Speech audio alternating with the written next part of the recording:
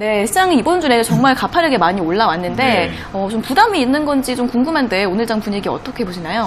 저는 계속 이제 부담을 느끼고 있죠. 일단 네. 4월 말부터 해서 지금까지 계속 현금화가 좋다라고 말씀을 드리고 있고 4월 말 때 사실 조정이 들어갔다가 올라가야지 쌍바닥을 그리고 계단식으로 올라가는 형태라고 한다면 좀 안정감을 느낄 텐데 이제 그런 브레이크가 없이 계속 이렇게 올라가는 그런 시장의 모습을 보이고 있다 보니까 아마 이게 어디까지 올라갈까라는 생각을 할 텐데요. 이제는 조정이라는 단어는 조금 물 건너간 것 같습니다. 그 말은 뭐냐? 계속 올라간다는 말이 아니라 이제 떨어지면 하락, 그러니까 폭락이라고 보면 되겠죠. 조정이라는 말은요, 결국 상승을 전제하고 하는 말이죠. 상승을 할 것인데 잠깐 상승폭이 조정이 돼서 하락을 하고 다시 올라간다라는 그런 개념이라고 한다면 이제는 조정 없이 올라갔다라는 말은 시장이 뭔가 급하다라고 생각을 해볼 수 있겠죠.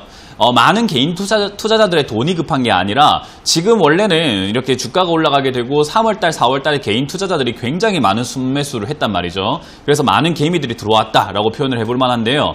그렇게 올라왔을 때 세력들이, 돈이 있는 사람들이, 기득권들이 조금 더 여유가 있었다면 그들의 물량을 털어서 뺏어서 올라가서 비싸게 팔아낼 텐데 지금은 오히려 주식 물량을 개인 투자자들에게 팔아내기 바쁜 느낌이다 생각이 듭니다. 굉장히 많은 기업들을 급등을 시키고 급등시킬 때 좋다라는 뜬구름 잡는 호재 이야기를 많이 내놓고 있고요. 그리고 그런 호재들을 적절하게 이렇게 분별하지 못하다 보니 우리 개인 투자자들 분들, 초보 분들이 고가에 사서 물리는 일이 굉장히 속출하고 있는 시장인 것 같습니다. 그래서 저는 개인적으로 생각을 한번 해볼 때 지금 시장은 뭔가 급하다. 물량을 들고 있는 시기가 아니라 물량을 빨리 개인들에게 넘기는 시기로 보여진다. 자, 그러면 지금까지 주인 행세를 해왔던 이런 기득권 세력들이 나간다라는 뜻으로 봤을 때 그 사람들이 도대체 왜 나가고 그리고 왜 개인들에게 주도권을 주는가라고 했을 때요. 저는 뭔가 이제 너희들이 돈 벌어라. 이제 개인 투자자들 당신들이 돈 버세요. 이런 느낌이 아니라 뭔가 큰 악재가 있거나 큰 위험이 있기 때문이라고 생각을 해볼 수 있을 것 같습니다.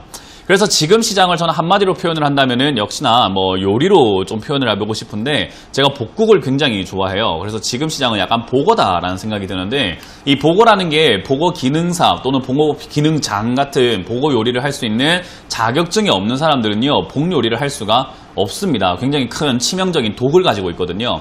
지금 시장이 굉장히 화려해 보이고 몸에도 좋아 보이고 맛있어 보이지만은 이거를 제대로 요리하지를 못하는 사람들은 결국 독에 중독돼서 입에 거품 무는 형태가 나타날 수 있다는 거죠. 상당히 위험하기도 한 장세라는 거죠. 하지만 기능장처럼 어떤 기능이 있는 사람, 지금 여기서 단타 기술이 있거나 전업을 하거나 스캘핑이라던가 어떤 분봉, 틱봉 정도의 차트를 보면서 단타 대응을 할 수 있는 분들에게 있어가지고는 뭐 더없이 좋은 장세가 아닐까 생각을 해봅니다. 그래서 제가 한 4월부터 5월 지나갈 때쯤 조정이 없이 가고 있다 이러면 이제 진검승부의 장세다. 초보분들에게는 유리하지 않다라고 제가 누누이 말씀드렸었거든요. 그래서 초보분들은 1월부터 5월까지 때 여러분들께 항상 말씀드렸던 게 넷마블이라든지 게임 관련주 또는 현대차와 같은 자동차 관련주를 미리 사놓고 기다리시면 수익이 난다라고 말씀드렸었어요. 근데 지금 보면 넷마블 제가 말씀드렸던 9만원대, 10만원대를 돌파하지 못하고 있던 그 9만원대 대비해서 오늘만 하더라도 15만원대까지 올라가고 있는 모습이고요. 현대차만 하더라도 쭉쭉 치고 올라가는, 돌파하는 모습으로 계속 강하게 올라가는 모습 볼 수가 있을 겁니다. 제가 하는 말이 뭐냐, 지금 꼭 단타적인 관점으로 매매를 하실 필요가 없이 조금 중장기 관점으로 미리 선취매하면 된다라는 거예요. 1, 2월 달 그리고 3, 4월 달까지 계속 이렇게 게임 관련주에 관심을 가졌다면 지금 게임 관련주 넷마블에 들어가야 될 것인가? 저는 이제 매도해야 되는 시기라고 보고 있고요. 또 역시나 지금 하반기 겨울을 위해서 미리 선취매를 해놓는 것이 저는 좋다라고 생각합니다. 그래서 저는 지금은 실력껏 먹는 장세, 내가 복 요리를 할 수 없다면은 눈앞에 보고가 있다 하더라도 요리를 하지 않고 놓아주는 그런 뉘앙스가 좀 필요하지 않을까 싶습니다. 그래서 여러분들이 지금 나의 실력을 조금 보고 내가 실력이 좀 좋고 단타가 가능하다라고 한다면은 시장을 보면서 많이 대응하시면 될 것 같은데 그게 아니다라고 한다면 저는 현금 들고 기다리는 게 맞다라고 생각을 합니다. 그랬더니 이제 뭐 온라인 강연에서는 그러면 초보분들은 수익 보지 말라는 이야기입니까? 라고 하시길래 제가 대놓고 이런 이야기를 했죠. 맞습니다. 수익 보지 말라는 이야기입니다. 이야기를 했는데 그 말이 뭐냐면요. 수익을 보려고 하면 항상 리스크를 감수해야 됩니다. 그런데 지금 초보분들은요. 수익에 눈이 먼 나머지 리스크를 보는 그런 환경을 만들지 않고 있어요. 그래서 리스크를 감수하고 투자를 해야 되는데 리스크를 모르고 수익만 난다라고 투자하고 있다 보니 물려가지고 어떻게 해야 되나요 하는 일들이 많거든요. 그래서 수익을 보려고 하는 것보다는 내 자산을 지키는 게 더 좋고 지금 당장의 어려운 장세에서 냅다 뛰어드는 것보다는 좋은 가격과 좋은 메리트가 있을 때 들어가는 것이 훨씬 낫다 생각을 합니다. 그래서 저는 지금 상승이 어디까지 올라갈지는 그 누구도 예측할 수는 없지만 이제는 조정이 아니라 하락이 올 것이다 라고 봐야 되기 때문에 그러니까 하락세가 진행이 될 것이다 라고 생각을 한다면은 역시 지금 상승이 유쾌할 수만은 없습니다. 그래서 항상 여러분들께서 경각심을 가지고 대응을 하시길 바라면서요. 지금 시장은 여러분들의 포트폴리오에 있던 종목들, 골치 아팠던 종목들을 조금씩 이렇게 삭제시켜 나간다, 줄여 나간다라는 관점으로 대응을 하시면은 뭐 그렇게 나쁜 시장은 아닌 것처럼 보이기 때문에 여러분들께서 내 계좌, 포트폴리오를 정리한다라는 관점으로 봐주시길 바라겠습니다. 네, 최근 시장이 정말 급하게 많이 올라왔기 때문에 조정이 아닌 하락 가능성이 있다라고 판단을 하고 계십니다. 단타 매매가 익숙하지 않으신 개인 투자자분들 같은 경우에는 고점에 많이 물리신 분들도 많으실 것 같은데요. 그렇기 때문에 좀 중장기적인 시각에서 선추매하는 전략 추천해드렸고요. 역시 하반기를 보시면서 현금화 함께 리스크 잘 해보시면 좋을 것 같습니다. 오늘도 이런 분석들 잘 참고해 보시면서 신중하게 대응 전략 세워보시면 도움이 되실 것 같습니다. 네, 여러분들의 종목 고민들 역시나 속 시원하게 한번 날려볼까 싶은데요. 오늘도 시장에 대한 이야기를 조금은 어려운 이야기로 시작을 해볼까 합니다. 무슨 이야기냐라고 하면 요즘에 약달러 이야기 굉장히 많이 나오고 있고 금값이 계속 올라가고 있기 때문에 여러분들이 그게 무엇인지를 잘 모르시는 분들이 많아가지고 지수와 함께 조금 이야기를 한번 나눠보도록 하겠습니다. 일단 지금 시장 전체 분위기는요. 2300포인트를 넘어서서 2400을 다가서고 있는 시기죠. 저는 2400부터는 이제는 올라가기에 조금 버거울 것이다 라고 생각을 하고 있어요. 그래서 올라가는 족족 저는 매도가 맞다라고 보는 관점이죠. 지난 4월 달이었습니다. 4월 말 정도 됐을 때 여기서 조정을 주고 올라가는 상승이었다라고 한다면은 사실 우리가 기관 투자자뿐만 아니라 외국인들 그리고 오랫동안 투자를 해오신 분들은 다 알 겁니다. 쌍바닥을 만들었기 때문에 오히려 조금 적극적으로 투자를 해야 되겠구나라고 판단을 했을 텐데 그런 조정이 없이 올라가다 보니까 가격만 계속 올라가고 있고 그리고 가치가 지금 아직까지 실물 경제가 회복이 되지 않았는데도 불구하고 주가만 계속 달리는 형세가 나오고 있다라는 거죠. 그래서 이런 상태가 나타나다 보니 결국은 조정이 없이 갔다라는 것은 시장이 뭔가 급하다. 그 말은 개인 투자자들이 급한 게 아니라 시장에 일단 주식을 들고 있던 사람들이 원래는 올라올 때 한번 털어서 개인 투자자들이 3월, 4월에 굉장히 많이 들어왔기 때문에 그걸 털어서 물량을 받아서 가는 게 보통의 모습인데요.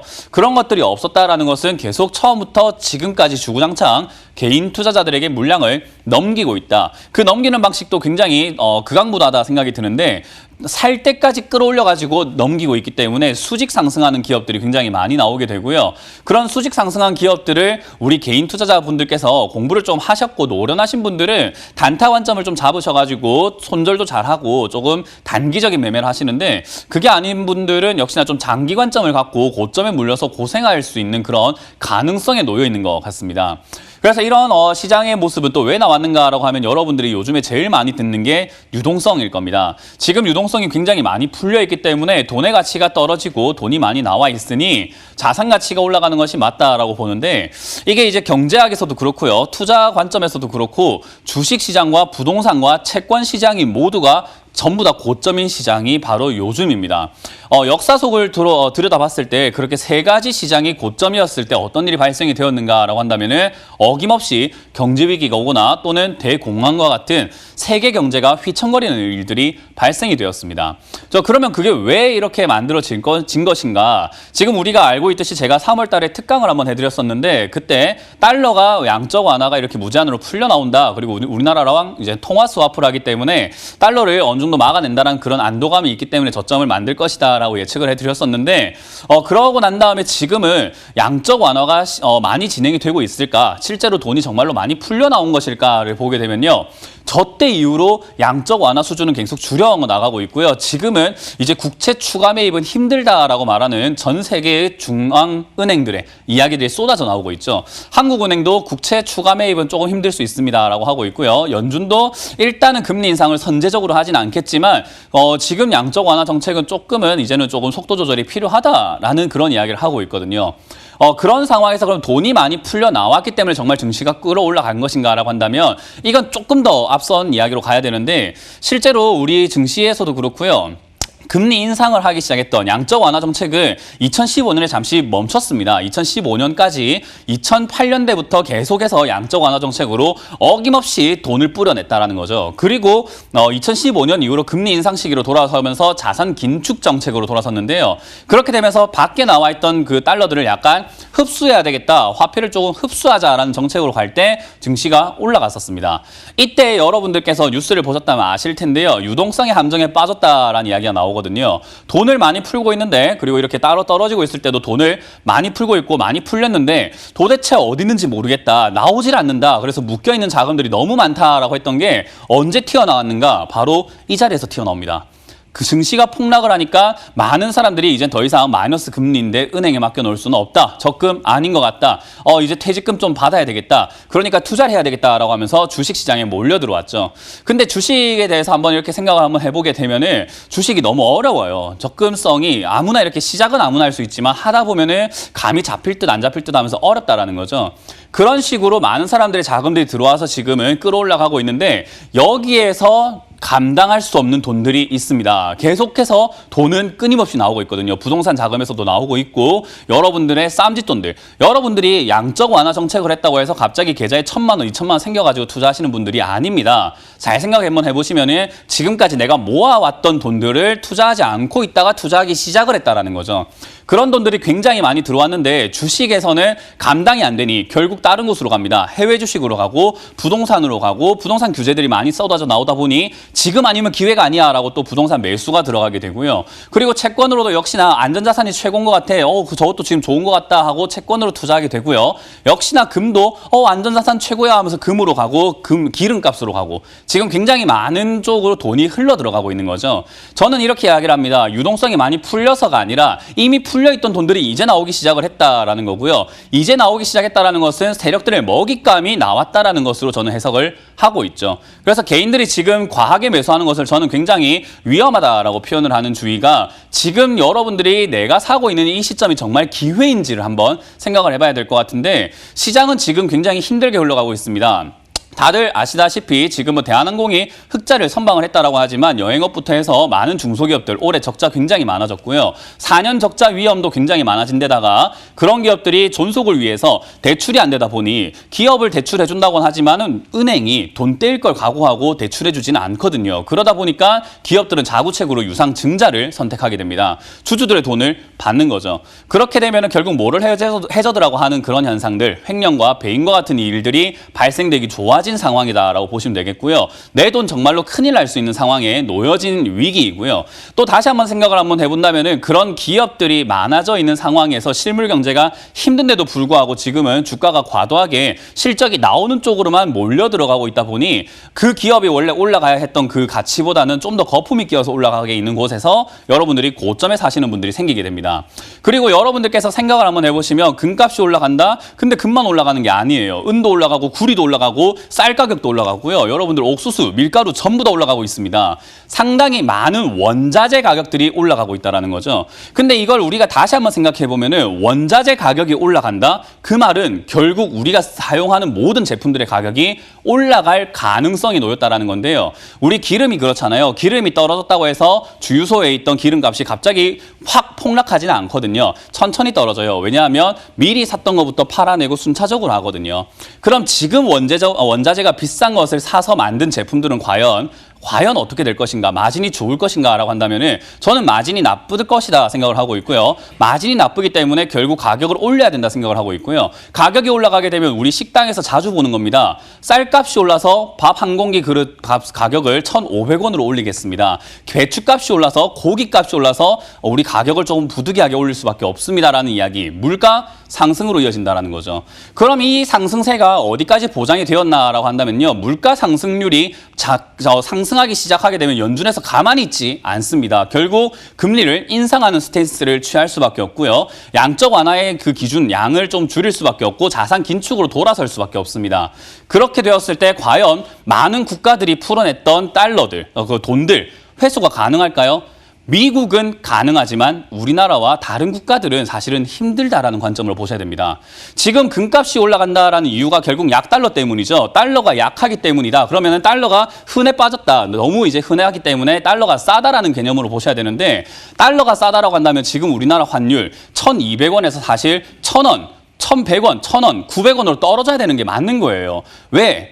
달러가 많이 싸졌으니까요. 그러나 지금 우리 환율과 비교를 한번 해보세요. 비교를 한번 해보시면 달러가 싸져서 금값이 올라갔다고 하지만 환율은 1,200원대에서 1,180원대까지 그리고 1,170원대까지 조금씩밖에 내려가지 않고 있습니다. 그 왜 그러냐? 달러가 나온 비율만큼 우리나라도 찍어내고 있기 때문이죠. 그 말은 달러 약세가 아니라 전 세계 화폐가 지금 약세를 보여주고 있는 거예요. 이런 상황에서 미국만 강세로 바꿔버리게 되면 전부 다 죽어버리는 형태. 제가 말하는 대공황의 시나리오는 이런 식으로 올 가능성이 높다라고 보여집니다. 그래서 저는 지금 여기서 투자하는 것이 과연 여러분들이 올바른 기회를 잡고 있는 것인가 다시 한번 생각을 해보시는 게 어떨까라는 것을 말씀드리는 거고요. 저는 제가 배우고 제가 공부하고 제가 알아내고 제가 분석한 길대로 제 신념대로 가고 있습니다. 그렇기 때문에 저는 지금 여기서 투자할 생각이 눈꼽만큼도 없고 현금화를 해야 된다. 그리고 달러를 매수를 천천히 진행을 해야 한다는 주의를 가지고 있습니다. 물론 제가 예상한 것과 달라지게 된다면 정말로 경제가 회복될 수 있는 그런 분위기가 나오고 정말 우리나라에서 유전이 터진다든지 하는 어떤 기적적인 일이 발생이 된다면 저는 전고 뚫고 올라갈 때 이거는 대세 상승장이 맞다라고 생각하고 투자 전략을 바꾸겠지만 저는 아직 바꿀 생각이 없습니다. 그렇기 때문에 여러분들께서 마냥 간다고 하는 이야기를 아무런 근거도 없이 이야기하는 그런 간단한 이야기를 듣고 투자하시고 계신다면은 근거를 좀 확실하게 알아보고 내가 왜 투자하고 있는지 알아보시는 게 좋을 것 같고요.